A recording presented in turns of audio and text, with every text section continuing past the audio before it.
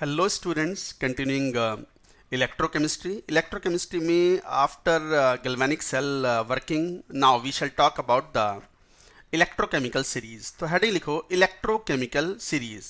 It is also known as activity series. तो लिखो electrochemical series.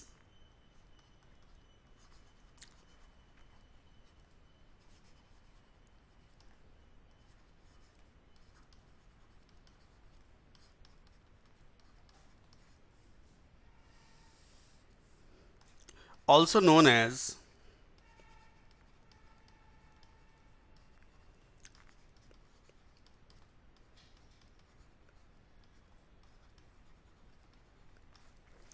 what is electrochemical series?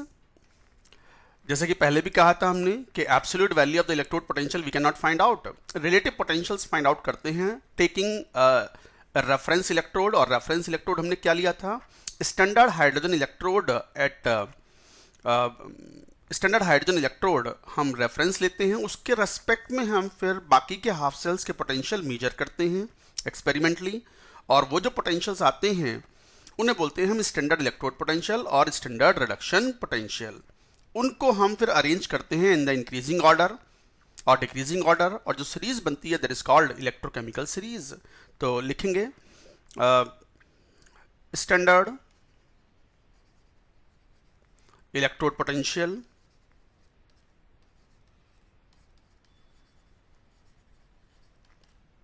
और standard reduction potential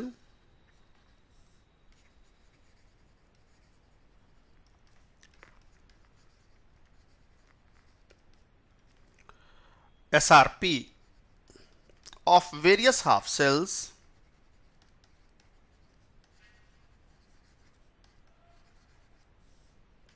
are measured at 25 degrees Celsius with respect to standard hydrogen electrode, जिसका potential हम क्या ले लेते हैं? Zero at all the temperature conditions. हालांकि यहाँ टेम्परेचर 25 लिया हुआ है, तो जो हम टेबुलेट कर रहे हैं यहाँ पर electrochemical series that is taken at the temperature of 25 degree Celsius. तो स्टैंडर्ड हाइड्रोजन इलेक्ट्रोड के रेस्पेक्ट में we will be measuring the potential of the various half cells, और उनको यहाँ अरेंज कर रहे हैं। तो जो सीरीज बनेगी measured these electrode potentials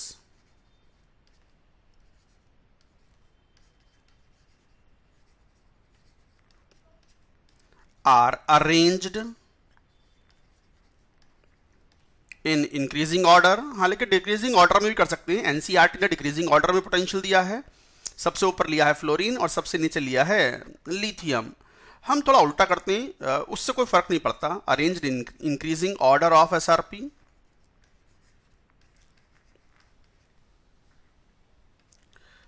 the series formed is called ECS electrochemical series. क्या है ECS? मैं एक बार इंपॉर्टेंट देखो, हाफ सेल्स तो बहुत सारे होते हैं, हजारों टाइप के हाफ सेल्स पॉसिबल हैं। So many metals are there, metals के हाफ सेल्स होते हैं, नॉन मेटल्स के हाफ सेल्स होते हैं, बट जो इंपॉर्टेंट हाफ सेल्स हैं उनके पोटेंशियल्स हम यहाँ लिखेंगे। और खासकर हमारे लिए इंपॉर्टेंट पोटेंशियल की एग्जैक्ट वैल्यू याद कुछ के लिए याद कर सकते हैं, बाकी क्वेश्चन में डेटा के रूप में दिए हुए होते हैं। बट कौन मेटल, पर्टिकुलरली मेटल हाइड्रोजन से ऊपर है और कौन हाइड्रोजन से नीचे है in the electrochemical series, that is going to be important for solving many type of questions. तो मान लो ऐसे ले लेते हैं, हाफ सेल रिएक्शन एसआरपी इस टाइप से। तो half cell reaction SRP in volt. चलिए मैं कुछ डेटा ले लेता हूं यहां से। These are the half cell potentials. Lithium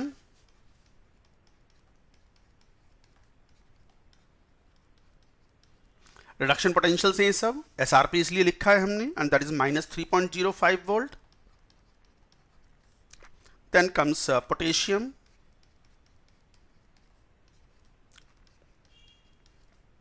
-2.94 volt approximately, then calcium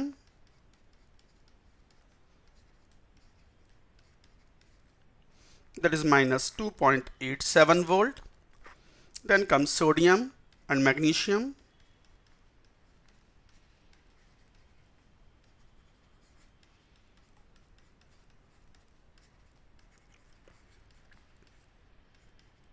And the potentials accordingly are minus 2.71 volt and then minus 2.36 volt.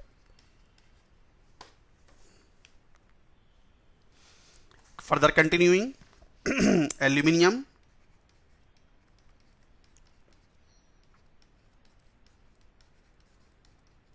this is minus 1.66 volt. Water, this is very important, water का reduction potential,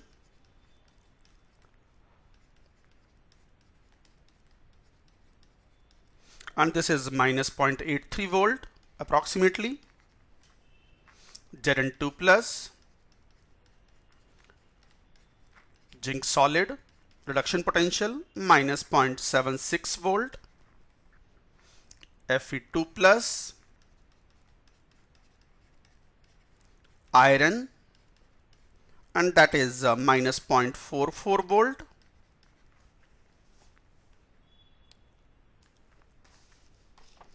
Thereafter Sn2 plus, tin, that is minus 0.14 volt. Pb2 plus,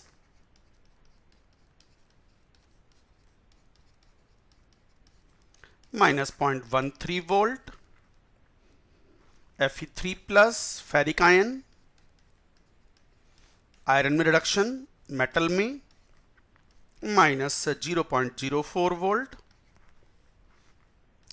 2d plus deuterium, isotope of heavier isotope of hydrogen, आप जानते हो इसको.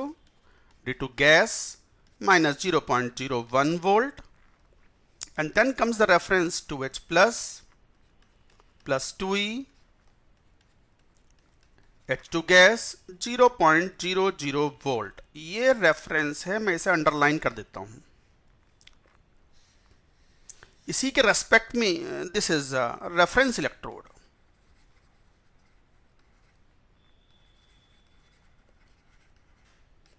जिसका SRP हमने 0 ले लिया है at all the temperature conditions. ये असाइंड है, ये रेफरेंस लेकर के हमने बात की है. एंड देन हाइड्रोजन से नीचे कौन सी मेटल्स हैं, that is an important point. मैंने अभी कहा भी था ये बात. जैसे मान लो और इंपॉर्टेंट पोटेंशियल में Sn4 प्लस प्लस 2E, ये एक इंपॉर्टेंट रिएक्शन है. Sn2 plus and 0.15 volt. Aqueous form में है ऑफ कोर्स. देन AgCl, ये एक बड़ा इंपॉर्टेंट रेफरेंस इलेक्ट्रोड के रूप में काम करता है. ये पोटेंशियोमीट्रिक टाइट्रेशंस में भी काम में लेते हैं. ये सिल्वर क्लोराइड इलेक्ट्रोड, तो silver solid plus chloride ion aqueous, and this is 0.22 volt. Copper 2 plus 2E, copper less active metal है. Copper solid 0.34 volt. Then Fe3 plus electron, ferric ion एक अच्छा ऑक्सीडाइजिंग एजेंट है. Ferrous ion में convert हुआ. Of course ये ions हैं तो aqueous medium में हैं, वो अंडरस्टूड है. And that is 0.77 volt. बहुत सारे इंपॉर्टेंट पॉइंट्स की बात करेंगे अभी हम. इस पे खूब क्वेश्चंस आते हैं IIT JEE में, मेन में, एडवांस्ड में, नीट में, everywhere, based on electrochemical series. And this electrochemical series is also very important in inorganic chemistry also. Then comes silver ion. This is very important metal ion half cell, silver solid, लगभग 0.79 volt. Questions में हम 0.8 volt लेते हैं approximately. Then comes Hg2 plus, mercury liquid, and that potential is 0.86 volt. Then gold ion, Au3 plus 3E, and the potential is 1.4 volt. MnO4 minus plus 8H plus 5 electron, Mn2 plus 4H2O, and the potential is 1.51 volt. F2 plus 2E 2F minus aqueous, and the potential is 2.87 volt. Look here, ये थी electrochemical series जिसमें हमने main important, इतने ही नहीं है potential तो बहुत सारे हैं, हाफ सेल्स तो बहुत सारे पॉसिबल हैं, but we have taken important cases, और इसी से आपका एक अच्छा खासा एटीट्यूड डेवलप हो जाएगा towards the electrochemical series and how to solve questions. ये रेफरेंस है स्टैंडर्ड हाइड्रोजन इलेक्ट्रोड, इसके रेस्पेक्ट में कौन सी मेटल्स ऊपर हैं, कौन सी मेटल्स नीचे हैं, they are going to be all important point. तो ये इलेक्ट्रोकेमिकल सीरीज है, कई इंपॉर्टेंट पॉइंट इनके बेसिस पर आप कह पाओगे। जैसे मैं बात करता हूं एप्लीकेशंस की, तो let us talk about the applications of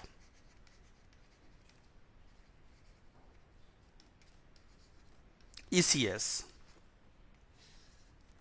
पहला एप्लीकेशन तो यही है, स्पीशीज जिनके SRP बहुत ज्यादा हैं, खासकर मेटल्स, ऊपर मेटल्स हैं, देख लो यहां, देख लो यहां पर ये मेटल लिथियम, पोटेशियम, आप तो जानते हो these metals are highly active metals, activity series भी कहलाती है ये।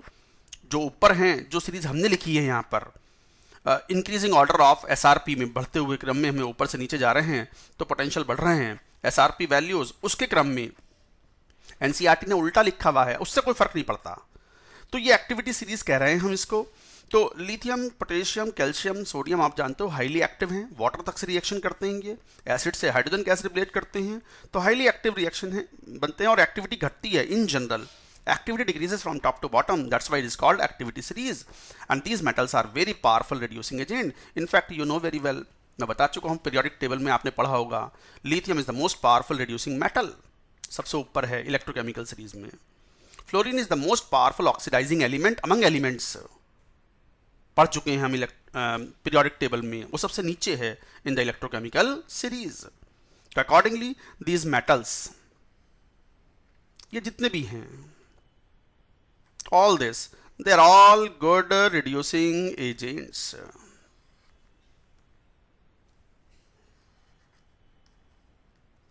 Reducing agents, और जिसका SRP, इसका मतलब जितना ज्यादा नेगेटिव होगा, जिस मेटल के लिए SRP जितना ज्यादा नेगेटिव है, SRP मतलब reduction potential, metal will be more powerful reducing agents. तो इसका मतलब यहीं पे दूसरा वाला पॉइंट क्या आएगा, जिनके SRP जितने ज्यादा पॉजिटिव हैं, दोज रिएक्टेंट साइड में will be the powerful oxidising. तो ये सब ऑक्सीडाइजिंग ही तो हैं, ये सब दिख रहे हैं, सही से मार्क करना, जो हाइड्रोजन से नीचे हैं all are good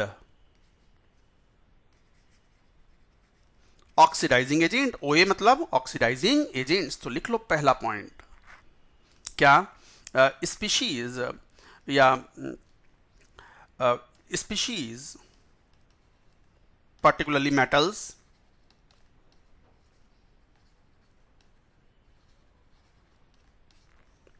having highly negative SRP are powerful reducing agent। तो powerful reducing agent for example, ये अभी कहा ही था हमने, lithium, sodium, aluminium, zinc, iron etcetera,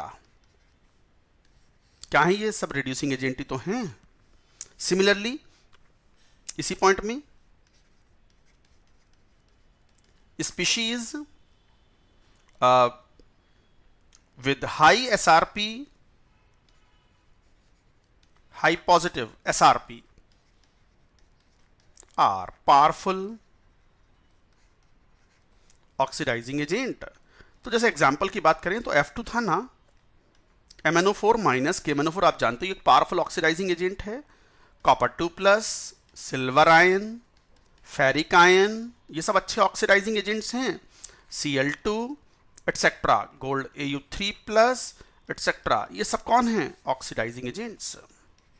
they are all very good oxidising agents.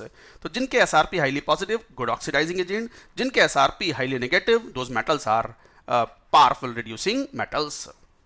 ये पहला एप्लीकेशन। दूसरा एप्लीकेशन बड़ा फेमस स्टेटमेंट है, आपने 9वीं 10वीं में भी ये बात जरूर पढ़ी होगी कि more active metals can displace less active metals from their salt solutions. तो मोर एक्टिव मेटल्स, एक्टिव कौन सी है? हमारी वाली जो इलेक्ट्रोकेमिकल सीरीज हमने जो लिखी है उसमें ऊपर वाली जो मेटल्स, हाइड्रोजन से ऊपर वाली मेटल्स हैं, like alkali and alkaline earth metals, they are highly reactive और हाईली एक्टिव। तो more active metals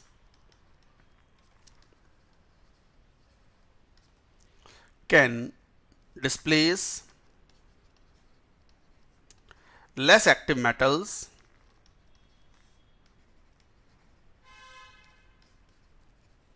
from their salt solutions। तो सॉल्ट सॉल्यूशन से वो डिस्प्लेस कर सकते हैं। जैसे एग्जांपल, कॉपर सल्फेट का सॉल्यूशन है, उसमें आप जिंक पाउडर मिला दो तो it will displace copper solid plus zinc sulphate. अच्छा, ऐसा क्यों है?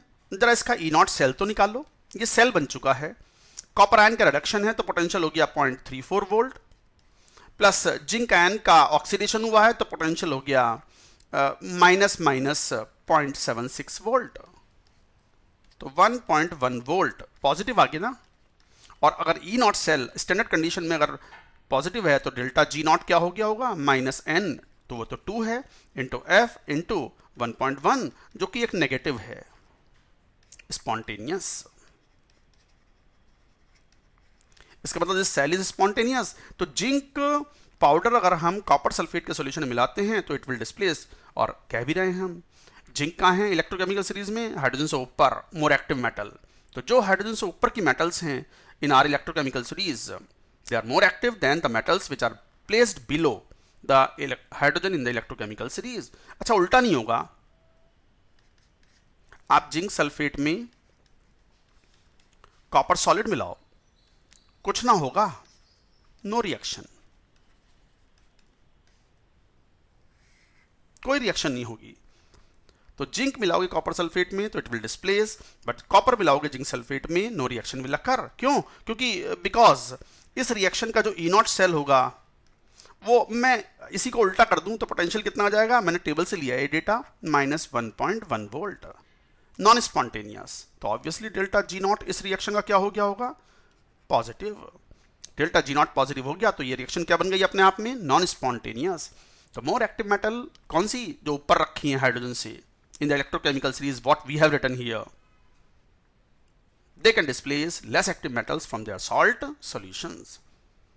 और भी पॉइंट्स हैं, चलिए लेते हैं। थर्ड एप्लीकेशन क्या? जो ये हाईली एक्टिव मेटल्स है ना, दे can displace hydrogen from water. Highly active metals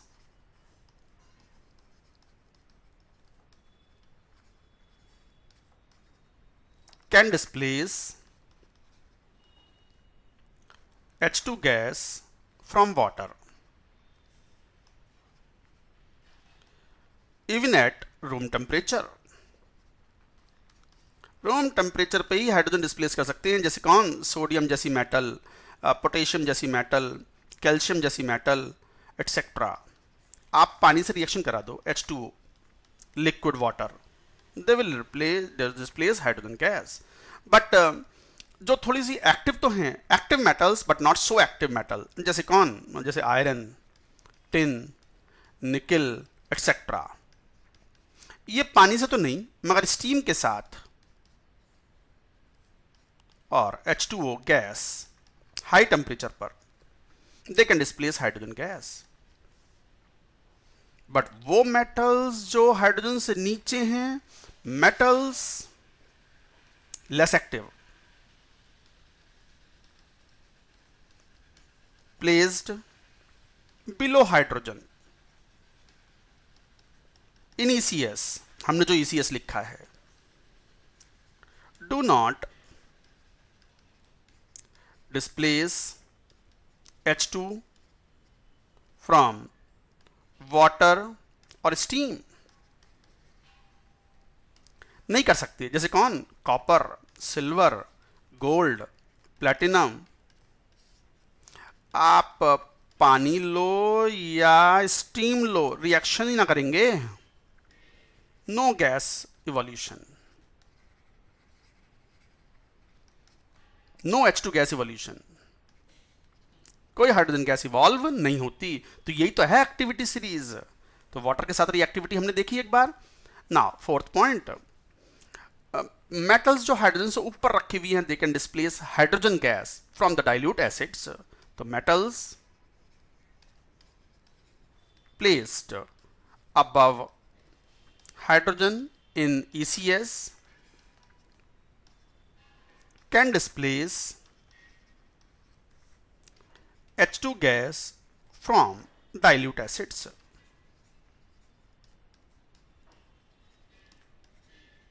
Like HCl। तो HCl से रिएक्शन कराओ तो इसका मतलब जो मेटल हाइड्रोजन से ऊपर हैं, ऑब्वियसली सोडियम पोटेशियम तो आसानी से डिस्प्लेस करेंगे ही। आयरन, जिंक, टिन एटसेट्रा,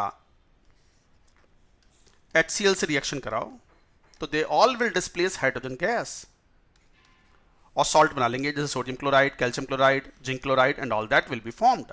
तो हाइड्रोजन डिस्प्लेस करेंगे। बट वो मेटल्स जो नीचे रखी हैं हाइड्रोजन से, जैसे कौन? Copper, silver, gold, platinum, mercury, इस टाइप के मेटल्स, आप HCl से रिएक्शन कराओ, नो रिएक्शन, कोई रिएक्शन नहीं, कोई हाइड्रोजन गैस डिस्प्लेस नहीं करेंगे। क्योंकि कॉपर जब HCl के साथ सेल बनाएगा तो वो नॉन स्पॉन्टेनियस हो जाएगा, इसका इनॉट सेल क्या हो जाएगा? नेगेटिव। जबकि कैल्शियम या एल्यूमिनियम मेटल HCl से रिएक्शन करेगी और जो सेल रिएक्शन बनेगी, रेडॉक्स रिएक्शन, जो सेल रिएक्शन बनेगी उसका ई सेल क्या होगा या इनॉट सेल क्या होगा? Negative, positive. That means spontaneous cell reaction etcetera लिख दो like that. Next point, fifth. देखो पांचवा पॉइंट कुछ ऐसा है कि जैसे ये जो एक्टिविटी सीरीज है, तो जनरली हाईली एक्टिव मेटल्स के ऑक्साइड्स हाईली स्टेबल हैं। तो ऑक्साइड्स ऑफ एक्टिव मेटल्स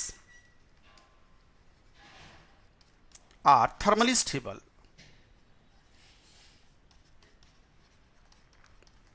जैसे सोडियम ऑक्साइड हुआ, Al2O3 हुआ, कैल्शियम ऑक्साइड, मैग्नीशियम ऑक्साइड, ये सब जितने भी हैं, zinc oxide, thermally stable.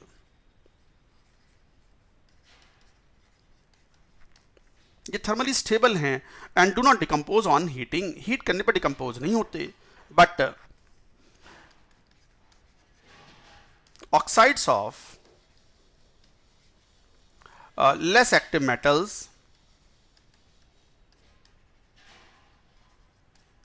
are thermally less stable.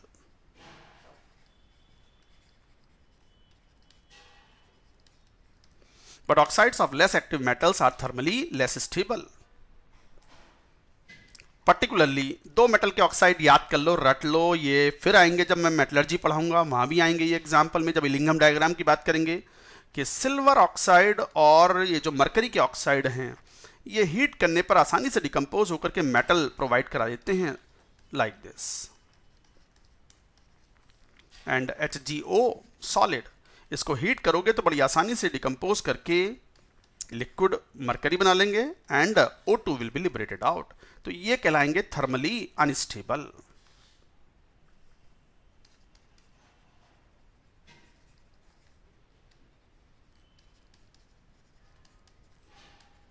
Metal oxides, ये बहुत इंपॉर्टेंट थे, ये याद रखेंगे। IIT में आए हुए भी हैं ये पहले, तो इस तरीके के केसेस याद रखेंगे। तो ये थे कुछ applications of the electrochemical series जो मैंने बताए, इनको केयरफुली पढ़ें। स्टूडेंट्स को जरूरत पड़े तो वो नोट्स भी बनाएं, नोट्स बना के कॉपी में लिखें। आप ये सब जो पढ़ रहे हो ना, यही एक्चुअल तैयारी है आईआईटी जेईई एडवांस के लिए, आईआईटी जेईई मेन के लिए और नीट के लिए, खासकर IIT JEE main and advance के लिए। तो और कुछ नया नहीं है। आप जब कोचिंग में पढ़ते हो, खूब हेफ्टी फीस दे करके, अच्छी अच्छी बड़ी बड़ी फीस दे करके पढ़ते हो, वहाँ भी यही सब होता है, यही सब पढ़ाते हैं, मैं ही पढ़ाता हूँ। तो यही सब है। तो there is nothing unusually great is given in the coaching institutes to you. तो इसलिए बट कई बार स्टूडेंट्स को बस ये है कि पहचानना होता है कि what is right for them and which channel is good and useful for them. I am not saying you follow me. आप तो खुद डिसाइड करें कि आपको कहाँ ऑथेंटिक फील होता है और कहाँ पर आप पढ़ाई कर सकते हो अपना मन लगा करके, विदाउट एनी फियर कि things are not so authentic और समथिंग लाइक दैट। तो I assure you here whatever I write, this is all authentic. कभी कभी लिखने में मुझसे मैं बोलता हूँ एक्स स्क्वायर लिख देता हूँ एक्स, वो ह्यूमन मैनुअल एरर होते हैं, वो कई बार स्टूडेंट्स बता भी देते हैं मेरे को, कभी कभी हो जाता है। तो that is also all right, but conceptually the things are stable here, important here. जैसे ऑक्साइड स्टेबल हैं, they are all conceptually strong. पढ़ते रहें, मेहनत करें। हाँ, किसी को डाउट आता है तो मैंने टेलीग्राम ऐप पर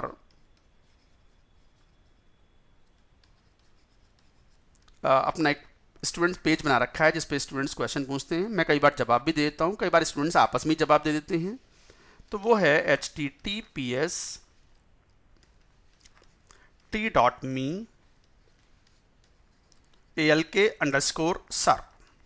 तो आप यहाँ पे भी फॉलो करके ऐड कर सकते हैं अपने आप को और अपने डाउट्स पूछ सकते हैं। That's it for now. मेहनत करें। Thank you.